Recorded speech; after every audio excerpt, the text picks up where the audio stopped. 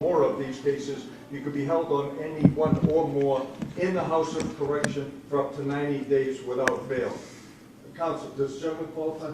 He does, but he also has private counsel. He has private counsel. Okay. Mr. Reynolds, will you Yes, stand Your up for today? Yes. And for the Commonwealth? Yes. Good morning, Your Honor. Attorney Kenneth Mello, Special Prosecutor for the Commonwealth. With me is Attorney Robert Novak, also Special Prosecutor of the office. All right. Good afternoon, both of you. Good afternoon, Mr. Reynolds. Mr. Mello, do you have any requests for the court? I do, Your Honor. I have a number of requests for conditions of release. Commonwealth is requesting cash bail in the amount of $1,000, GPS monitoring, stay away from all witnesses 100 yards, and that would be with the exception of court appearances that the defendant is required to attend if other witnesses are present. We're asking for a 100-yard stay away from the witnesses' homes, businesses, places of employment, and schools. We're asking for no contact with witnesses by phone, text, email, or otherwise, either directly or indirectly. We're asking that the defendant, through his blogs and internet use, not encourage, or the court order him to not encourage any of his blog followers to call or visit or otherwise intimidate or harass witnesses.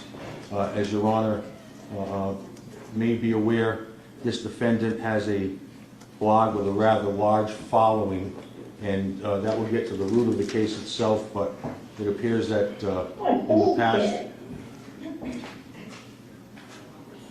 in the past he has You are muted. Please, Senator, unmuted.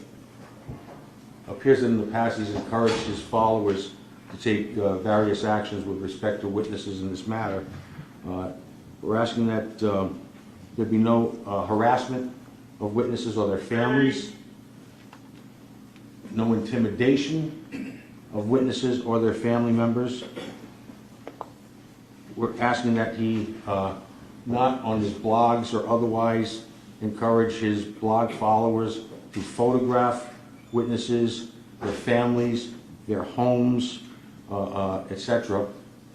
As Your Honor will hear from the evidence presented by the Commonwealth's argument, the defendant has shown up at sports games attended or that were being engaged in by children of witnesses, and has made scenes there using loudspeakers, etc.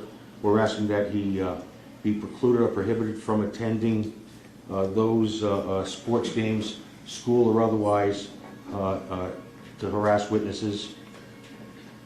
That there be no mentioning by names or other forms of identification of the witnesses on his blogs, Twitter, YouTube, etc. When I say witnesses, I'm also talking about the victims in this case, Your Honor. The victims in this case all being witnesses in another matter that the Commonwealth will address. Certainly this would not preclude the defendant from talking about other cases, but not with respect to discussing the witnesses and their family members, etc. We're asking that he have a stay-away order from D&E Pizza, and that he be precluded from encouraging his blog followers from harassing and intimidating that business, that he not contact witnesses' family members, schools, sports teams, coaches, etc. He has done that in the past, Your Honor. That he not photograph or video witnesses at home or work, and that also goes to taping, Judge. And he not contact the place of work of the witnesses or victims. And I have a large number of facts I would like to make the court aware of. I apologize for the time it's going to take. There are 9 complaints before Your Honor. Some of these facts apply to all. If I could just read that section to the court once, or recite those facts, and then deal with them individually. Thank you, Judge. Your Honor, on the morning of January 20th, 2022, a gentleman by the name of John O'Keefe was found unresponsive on the front lawn of 34 Fairview Drive in Canton, Massachusetts. He was transported to Good Samaritan Hospital where he was pronounced deceased. The Office of the Chief Medical Examiner determined the cause of death to be blunt force to the head and hypothermia. Evidence was presented to the Norfolk County Grand Jury that indicated on the night of January 28, 2022, Reed and O'Keefe were at two Canton restaurants, C.F. McCarthy's and the Waterfall, where they met friends. And this is Karen Reed. After the Waterfall closed at shortly after midnight, Karen Reed and Mr. O'Keefe were invited to 34 Fairview Road in Canton. Witnesses stated Reed and O'Keefe did not enter 34 Fairview Road. The Norfolk Grand Jury indicted Karen Reed on second-degree murder, motor vehicle manslaughter while operating under the influence of alcohol and leaving the scene of a motor vehicle crash causing death. The indictment alleges that Karen Reed struck O'Keefe with her motor vehicle and left the scene, and the case is currently pending in Norfolk Superior Court as docket number 2282 CR 117. The lead investigator. Just for the record, there are many people attending this hearing via Zoom. We're doing the best we can to keep them all muted. When you hear some random utteration like you just did, that's from someone who has not yet been. Thank you, Judge. The lead investigator for the investigation I've just described is Trooper Michael Proctor of Massachusetts State Police, assigned to the Norfolk State Police Detective Unit.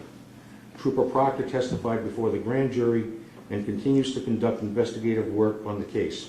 Michael Proctor is married to Elizabeth Proctor.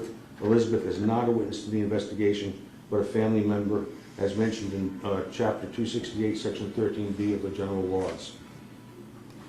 During the investigation into O'Keefe's death, witnesses were identified, interviewed, and testified before the grand jury. These civilian witnesses were present with O'Keefe and Karen Reed in the hours leading up to O'Keefe's death and his discovery on January 29, 2022. The witnesses include the following: Matthew McCabe, who was interviewed by investigators. Matthew was with O'Keefe and Reed at the Waterfall restaurant before O'Keefe's death and observed an SUV believed to be that of Karen Reed's in the front of 34 Fairview Road and he testified at the grand jury. Jennifer McCabe was interviewed by investigators. Jennifer was with O'Keefe and Reed at the Waterfall restaurant before O'Keefe's death, observed an SUV believed to be Reed's in front of 34 Fairview Road, and was with Reed when O'Keefe was found unresponsive and testified at the grand jury. Brian Albert, interviewed by investigators. Brian was with O'Keefe and Reed at the Waterfall restaurant and the homeowner of 34 Fairview Road and testified at the grand jury. Julie Albert, the wife of Christopher Albert, was interviewed by investigators. Julie was with O'Keefe and Reed at the Waterfall restaurant before O'Keefe's death, and she testified at the grand jury. Chris Albert, husband of Julie, was first interviewed by investigators on February 10, 2022. Chris was with O'Keefe and Reed at the Waterfall restaurant before O'Keefe's death and testified before the grand jury. Colin Albert was interviewed by investigators. He is the son of Chris and Julie Albert. And Juliana Nagel was interviewed by investigators. She was present at 34 Fairview Drive when people were arriving from the Waterfall restaurant and observed an SUV believed to be that of Karen Reed parked in front of 34 Fairview Drive. In an April 2023 motion filed by Reed's defense attorneys, defendant's motion for order pursuant to Mass Rule of Criminal Procedure 17 directed to Brian Albert, Verizon, and AT&T, alleged police misconduct and a conspiracy among civilian witnesses to frame Reed for the death of O'Keefe. The motion calls Brian Albert a suspect and Jennifer McCabe a conspirator who took calculated steps to purge her phone of this inculpatory evidence. A local blogger, the defendant, Aidan Kearney, had adopted the defense's claims. Kearney runs a series of websites and social media accounts under the name of Turtleboy. The social media accounts include TV Daily News, X, formerly Twitter, with 33,800 followers as of last count. Aidan Kearney at Dr. Turtleboy, X, formerly Twitter, with 44,800 followers. Turtleboy, Facebook with 27,000 followers, and Turtleboy Live on YouTube with 41,000 subscribers. He refers to his followers as Turtle Riders.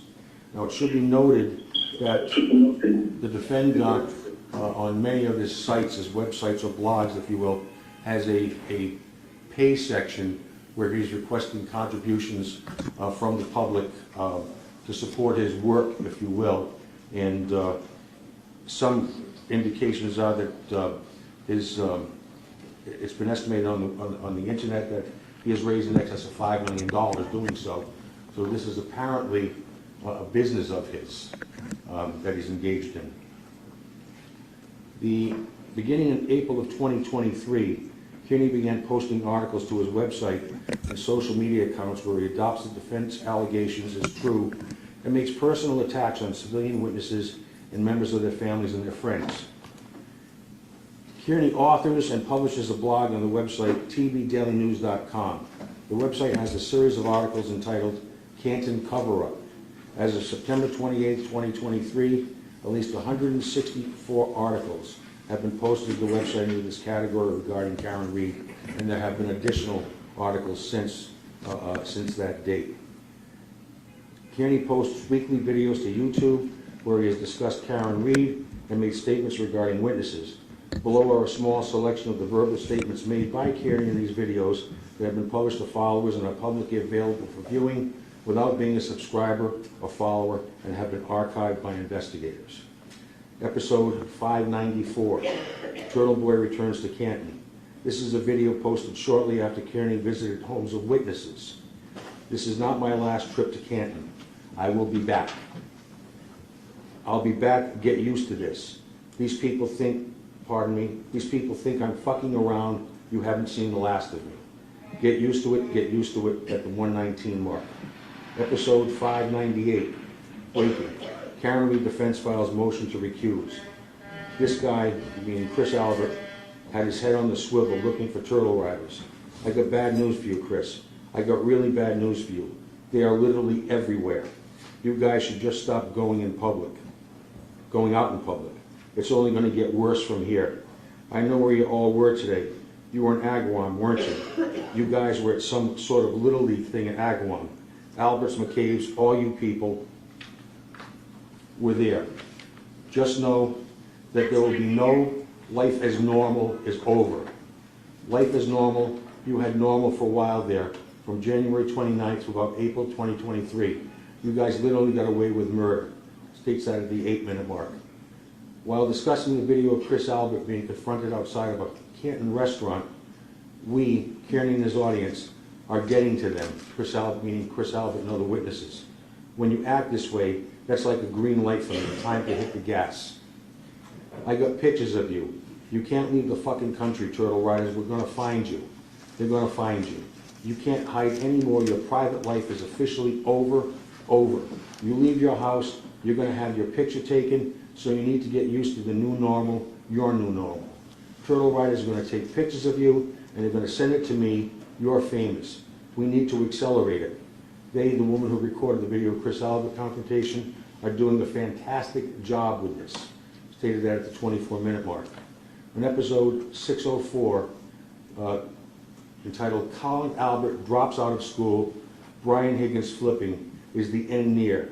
I said from the beginning, I don't want this to go to trial. That is this defendant's words himself. I don't want this to go to trial, referencing the Karen Read case. On September 18, 2023, Kearney posted a blog entitled Canton Cover-Up, Part 142. Free Karen Read. Billboard goes up on Route 1 outside Gillette Stadium in Foxborough. More to follow on his website.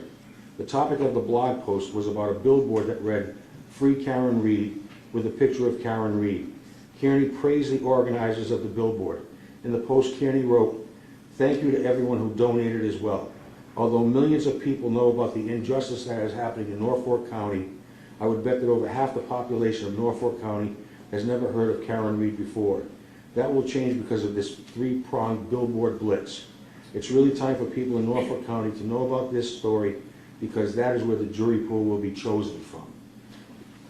Essentially, Judge, an admission that he's seeking to taint the jury pool in the case.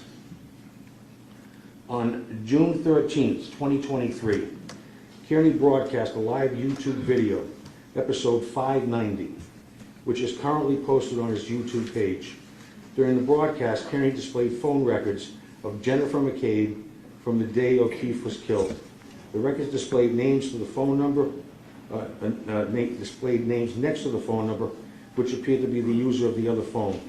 These records had previously been an attachment to an unredacted defense motion filed in Commonwealth v. Reed. During the video broadcast, Kearney cold calls the phone numbers without names associated. In this process, he called the work cell phone of Trooper Proctor. Trooper Proctor stated the phone number that made the call was 413-262-69, and I'll omit the last two numbers, Judge. Kearney left the following voicemail. Hi, Trooper Proctor. This is award-winning journalist Aidan Kearney calling. I'm calling to talk to you. I do have some questions about you. I have a lot of questions, actually. For starters, why didn't you tell me, one, before doing the investigation, that you were good friends with the Albert family? Why did you in your report say that you were introduced to Chris Albert on February 10th, when you have known him for more than a decade prior to that? Why did you lie about that? About what time you towed Karen Reed's car? Why did you intentionally misspell the names of several key witnesses in your report? And you know I'm just wondering about all those things, and maybe you and I can meet for coffee. Boy, do I have a lot of questions for you. Where were you inside Fairview Drive that night, or that morning rather? Why did you stay there for 4.5 hours, and what did you guys talk about and do? Why are you descending stairs with John O'Keefe's phone in your pocket? So give me a call back, man. We feel like you and I have a lot to talk of catching up to do. I talk about you a lot. I feel like I know you pretty well at this point. I know which year you graduated from the academy. I know you were out in West Brookfield for a while. I know some people that you know, so give me a call back when you get this. Now that I have your number, and everybody watching also has your phone number, which again is 781, and I'll omit the remainder of the number. So I'd like to know. She called you again. You called her at 12:49. We're going to get to that. So now I have your number. I'm going to plug you in and we'll talk soon. Essentially, broadcasting the trooper's number to his turtle followers, if you will, seemingly with the intent to have them also harass him. As a result of the cell phone number being broadcasted, Trooper Proctor began to receive random and harassing text messages and voicemails. In the 12 hours following Kearney's calls, Trooper Proctor received approximately a dozen text messages, phone calls, and voicemails. The content of the calls and messages pertained to Trooper Proctor's alleged involvement in the conspiracy and called for his termination. Trooper Proctor had to change his work cell phone number to avoid the constant unwanted calls and messages. Michael Proctor is married to Elizabeth Proctor. Beginning in April 2023, Kearney wrote blog posts about Elizabeth Proctor. On May 9, 2023, Kearney authored a post about Elizabeth. A video was attached to the post. The video depicts a cell phone screen of an Apple iPhone. The user of the cell phone dials the cell phone number of Elizabeth, which is displayed on the screen. Kearney further writes, I can think of two people who deserve to lose their jobs over this alleged conspiracy about Karen Reed, though. Michael Proctor and Elizabeth Proctor. These two lowlifes think they're untouchable. They're nothing but bullies who terrorized people for years, but now they've met their match, meaning the defendant. In the post, Kearney states Elizabeth works as a human resource manager, and I'll omit the place of employment, and posts the main number for the company. The post then says, but you're probably not going to reach anyone that way, so feel free to leave a review on their wide open Facebook page or their Twitter account. On May 10th, 2023, Kearney broadcast a live YouTube video, episode 580, which is currently posted on his YouTube page. During broadcast, at the 1 minute, 6 second mark, Kearney talks about Elizabeth. he states he was going to call her. He repeated his cell phone on the broadcast, cell phone number on the broadcast, as he was entering the number to a cell phone. Using the speakerphone option on a cell phone, Kearney broadcasted the phone call. The phone call went to voicemail. Elizabeth stated the call came from 413-262-69. I'll omit the last two. Kearney left the following message. Hi Elizabeth, this is Aidan Kearney calling you back from Turtleboy. We briefly spoke yesterday on the phone. I introduced myself to you and then you hung up on me. Or maybe that was a bad connection. But I just wanted to see how your day at work went today, if it went well.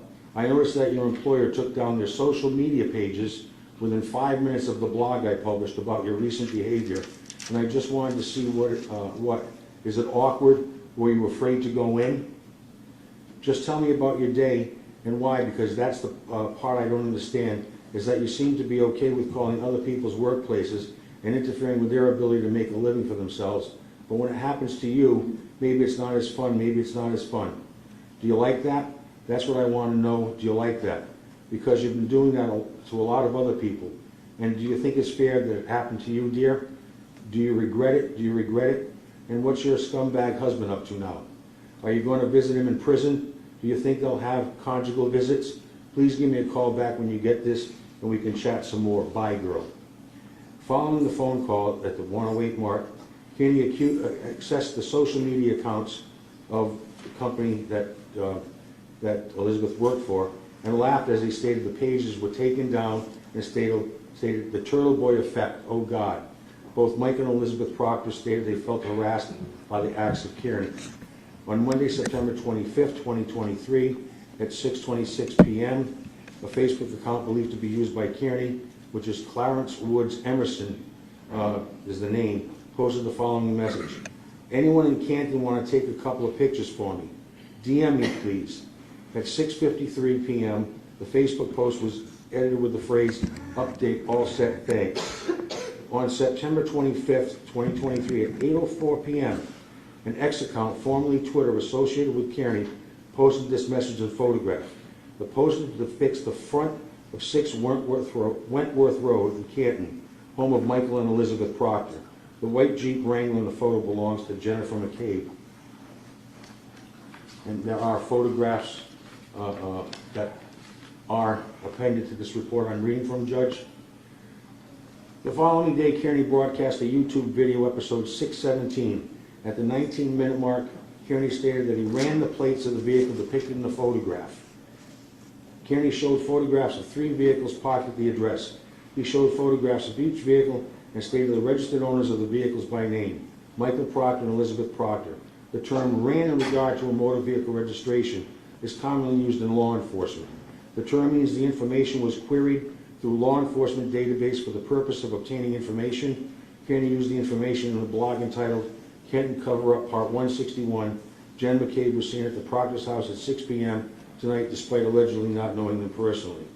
I would parenthetically state, Judge, that it was later determined through an investigation by state police that a dispatcher in the local police department made contact with Kearney and unlawfully and illegally accessed the Registry of Motor Vehicles database to provide him with information he was not entitled to. Information maintained by the Registry of Motor Vehicles is accessible to law enforcement through the Criminal Justice Information Service. Authorized individuals have personalized access to the CJIS logins and accounts. Recertification standards, which include lessons and tests, continuously assert that CJIS users are trained to the standards and do not disseminate protected private information unless for a legitimate law enforcement purpose, as described in the Massachusetts Code of Regulations 803 CMR 7.09. On Tuesday, September 26, 2023, Lieutenant John Fanning of the Massachusetts State Police conducted a CJIS audit to determine if any CJIS user queried the following: Massachusetts registrations. I will omit the registrations at this point, Judge, but one is for Matthew McCabe's vehicle, who is Jennifer McCabe's husband. Another is for Michael Proctor's vehicle. Another one for Elizabeth Proctor's vehicle. The audit produced results indicating that all 3 vehicles were queried by, I'll leave the individual's name out, a dispatcher in the local police department, saved JIS account at 6:22:19 p.m., 7:05:43 p.m., and 7:10:44 p.m. respectively. This individual is employed as a civilian dispatcher. On Wednesday, September 22nd, 2023, Lieutenant Fanning and Sergeant Yuri Buchanek interviewed Webb at the Avon Police Department. Individual stated she'd been employed for a period of 3 years, and goes on to indicate that the query was made at the defendant's request. I'll skip some of this, Judge. The dispatcher provided her cell phone to investigators. Investigators observed communication between the dispatcher and Clarence Wood Emerson, the pseudonym used by the defendant, on Facebook Messenger on the cell phone on September 25th at 6:18 p.m. Dispatcher sends the message, "What you got? I'm here till 8 a.m. Clarence responds, "Sorry, H500, which was a registration. After several messages back and forth, the dispatcher sends the message, "Matt McCabe," to which Clarence responds, "Got him. It's parked at Michael Proctor's house as we speak. Thanks, this is huge." Dispatcher responds with the message again, "Please keep me private. I don't anticipate fucking up in life and never want the wrath of you." At 7 p.m., Clarence sends the message, "Of course. Any chance you could run 2 more? Dispatcher, "Sure." Clarence sends pictures of 2 vehicles parked in the driveway at Wentworth Road. The dispatcher sent Clarence 80 blank number is Proctor. Clarence then asked about another registration. "Is that Lizzie?" To which the dispatcher replied, "Yes, Lizzie, Elizabeth Proctor." Dispatcher said she has read Turtleboy blog posts in the past and has followed his media regarding Karen Reed closely. A check of Webb's Facebook page information publicly available believes she is friends with Clarence Woods Emerson. Dispatcher has posted numerous posts and comments on content on Facebook supporting Karen Reed's innocence and copying Kearney's claim of police cover-up. On a YouTube video posted on October 2nd, 2023, Kearney acknowledged it is illegal to obtain information about the registered owner of a motor vehicle and discussed why it should be legal. I interviewed Jennifer McCabe regarding the incident. She stated she had never met Elizabeth Proctor or Michael Proctor prior to September 2023. Since the first meeting several weeks ago, Jennifer and Elizabeth have communicated regarding the constant harassment, intimidation, and public attacks. Jennifer stated they bonded over sharing the ongoing experience. She traveled to Elizabeth's home to discuss the harassment they have both been subjected to. Based upon the foregoing facts, it's probable that Aidan Kearney committed the violation of Massachusetts general laws, which is Section 13B, witness interference, intimidation of a witness, Michael Proctor and Elizabeth Proctor, and the statute, the pertinent parts read, "Whoever willfully, either directly or indirectly, threatens, attempts, or causes physical, emotional, or economic injury or property damage to, conveys a gift, offer, or promise of anything of value, or misleads, intimidates, or harasses another person who is a witness or potential witness, person who is or was aware of information, records, documents, or objects that relate to a violation of the criminal law or a violation of conditions of probation, parole, bail, or other court order, a judge, juror, grand juror, attorney, victim witness advocate, police officer, correction officer, federal agent, investigator, clerk, court officer, court reporter, court interpreter, probation officer, or parole officer,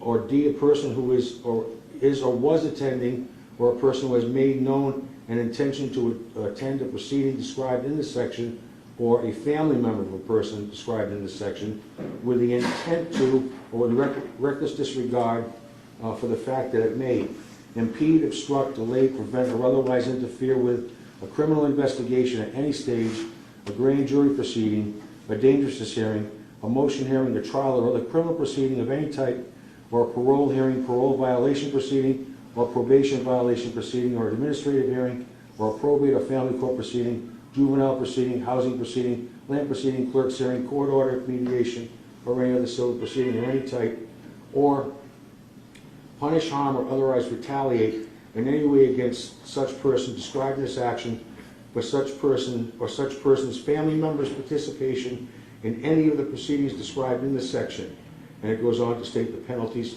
for that offense. Based upon the foregoing facts, Commonwealth believes it will establish at trial that Aidan Kearney committed the violation of Massachusetts General Laws, Chapter 274, Section 7, conspiracy to commit intimidation of a witness by entering into an agreement with the dispatcher named earlier to obtain sensitive information to be used in blog posts and videos intended to harass, intimidate, and cause emotional harm. And given the continuing harassment of witnesses for the murder of John O'Keefe, we believe that the defendant will be found guilty at time of trial should this matter go to trial. That, Judge, that recitation deals initially with Elizabeth Proctor, the wife of Trooper Proctor. Now, there are an additional 8 complaints that I have here, Judge. Much of the verbiage is that's recited is also recited in these complaints, as they obviously have to independently stand on their own. However, for purposes of this arraignment, I can skip forward, Judge, and go to just the pertinent sections for the individual victims / witnesses, because they are both in this matter. For Juliana Nagel, on Saturday, July 22nd, at approximately 1200 hours, Kearney departed Shaw's 134 Nathan Street in Norwood, accompanied by a number of motor vehicles for something publicized as a rolling road rally. Kearney began a YouTube live video. The YouTube Live allows users to broadcast live videos on the YouTube platform, which can be later saved and distributed on a user's account. At the beginning of the video, Kearney is operating a motor vehicle and stated at least 100, 200 people are in the caravan of vehicles. He further stated that he did not broadcast the locations of the protests prior to the departure of the rolling rally. During the video, he stated, this defendant, stated the purpose of the rally is to protest the murder cover-up and framing of an innocent woman. He stated some witnesses will be in jail within a year and brags about being to locate witnesses wherever they travel. During the duration of the rally, he thanked other members of for attending the rally. Juliana Nagel, 25 years old, lives, I'll omit her address, in Canton with her 2 parents and 2 siblings. Juliana was home with her mother at the time of the protest. Juliana and her brother were present at 34 Fairview Road and had been interviewed by investigators. When Kearney arrived at 79 Highland Street, he identified the residence as her home. Kearney made a statement to get the attention of her neighbors. He described how O'Keefe was beaten to death at a house where Juliana was present. He stated, at any point, Julie Nagel, you can come out at any point. Nothing is stopping you from telling the truth. You know what happened that night. He continued to state, you can't get away with it anymore. Too many people know. You're going down with them. Nothing is stopping you from coming forward and telling the police what happened. Kearney claims Nagel lied to investigators about her observations the night of O'Keefe was killed and is complicit in the cover-up of a murder. Kearney stated, you might as well tell the truth and let the world know what happened. Neighbors, maybe you guys can help us pressure them into this. Julie Nagel was involved with, was at the murder of a Boston police officer. She knows what happened and she is actively involved in the cover-up. She should not be able to walk around town like none of this happened while an innocent woman named Karen Reed suffers the consequences of her silence and her complicity. The truth will set you free. Kearney is in front of the residents for approximately 10 minutes. At the conclusion of the speech, he stated the next location is the home of a Canton Police Department Deputy Chief, Thomas Kelleher. While traveling to the next location, Kearney stated Julie Nagel's house was a good one. They were home. And clearly, the statements he made there, Judge, is about as far as he can go to intimidating a witness as to what his intent was. During a recorded interview on the YouTube account WristFlex, dated August 20, 2023, the defendant made comments about his influence on the jury pool. I want the world to know what happened here. They want the story to be silent, nobody knows about it. They want to be able to find a jury pool that has never heard any of this shit before they can manipulate them the way they have manipulated everyone else, and I'm not allowing it. Not allowing them to do that. Happy to do it.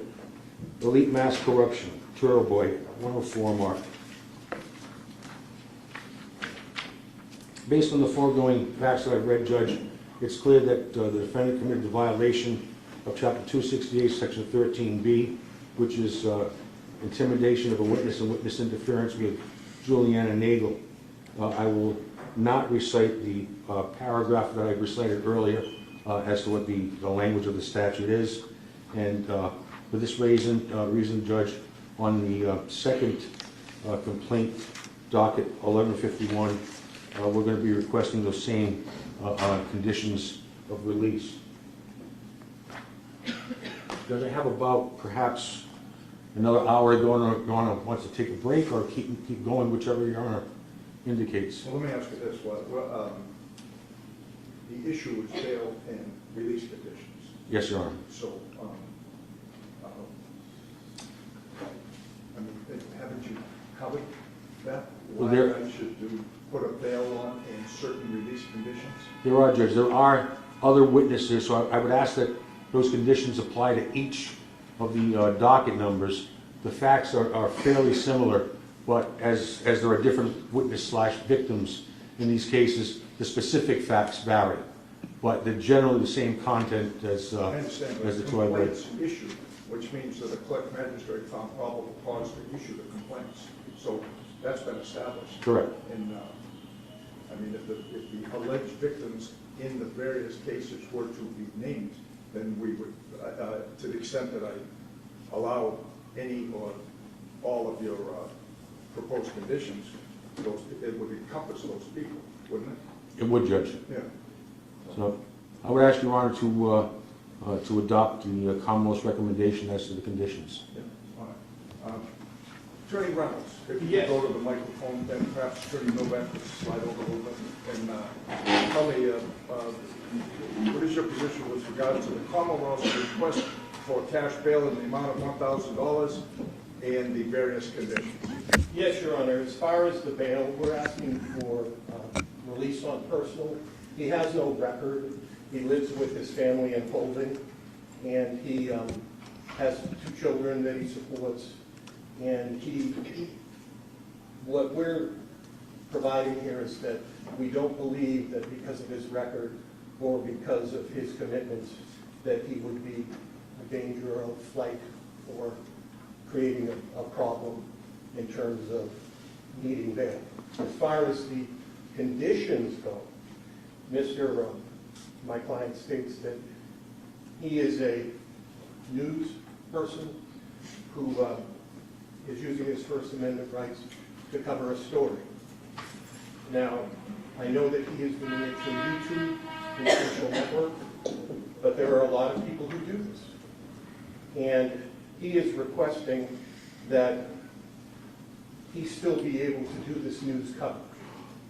He vehemently denies that he's intimidating or harassing anyone, that the trooper involved is a public figure, that there is a potential selectman involved, that he goes to meetings, and he feels as if that he should be allowed under his First Amendment right to pursue his story. Now, as we go through it in terms of the threats, I just would like to point out that when I read the statements that the prosecutor stated, I see opinion.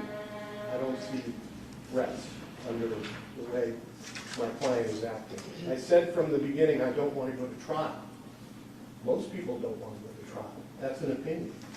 That's not He perceived. said he didn't want the Karen Reed case to go to trial. Okay. But still, it's an opinion, and he put it out on the web. It's really important for the people in Norfolk to know about this story because the jury pool is chosen from there. Again, opinion. Again, the internet allows for that. I'm sure that, or I would hope, that if any of these statements would have violated YouTube policy, They could have contacted that and had it all taken down. In addition, I would provide that this is a lot of reports, and for some of these conditions to apply, such as controlling his followers, not sure how you do that.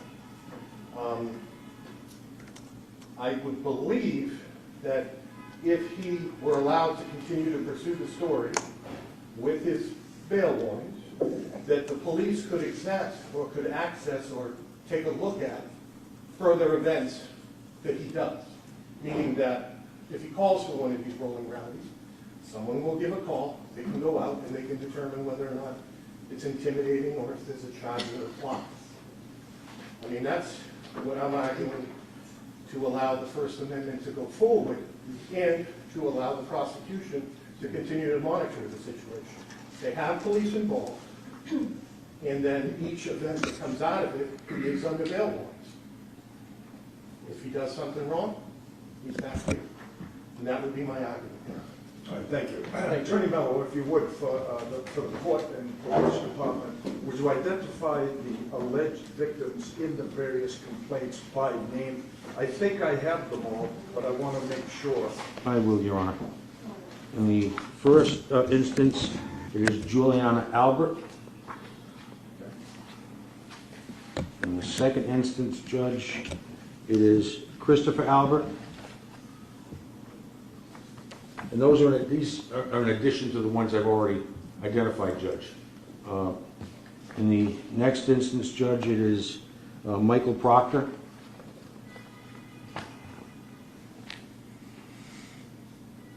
Then we have Colin Albert.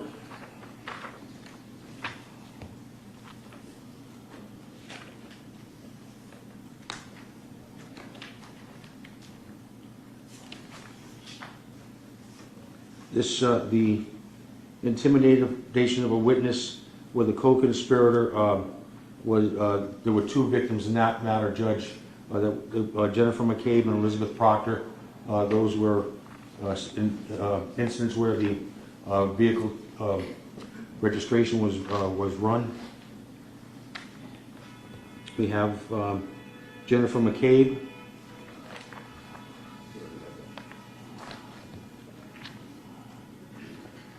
We have Matthew McCabe, and that is the remainder of the complaints so far, Judge. Okay. That is a list, if you will, of the alleged victims in the case as to which you're seeking specific conditions. Correct? Yes, Your Honor. All right, thank you. All right, in my view, given the individual's lack of criminal record, it's not a cash bail case. I'm releasing him on personal recognizance. Also, I don't see it as a GPS case. I am not opposing a GPS. What I am doing is imposing the following conditions. Stay away, no contact from each of the named witnesses that were just listed by Attorney Mello and captured by the court and the probation department. Stay away, no contact. That means direct or indirect, including but not limited to mail, email, text, telephone, social media, or via any other mechanism, if you will, direct or indirect from all of the named alleged victims. Mr. Reynolds, I'm sure you'll advise your client that that is broad, and that is broad, from my view, on purpose. And if it comes before me or any judge, and a judge would find that he violated a release condition, he is subject to incarceration for up to 90 days without bail. Okay. Thank you, Your Honor. We need a date. 12/5. Did you coordinated that? That's- Mr. Mello, that's- what's the comments? That's a little far out. What- 12 is fine, Judge. It's fine, okay. Thank All right, you, Your that's Honor. it. You have family members into that? What's that? Family members also? No, I gave no. So you're going to be released on all matters before the court for your parents back here December 5th for pre-trial hearing with the condition that you stay away and no contact directly or indirectly with the victims that were listed. You'll need to sign those conditions before you leave the courthouse today. You're all set. That's all we have. Thank you. Court,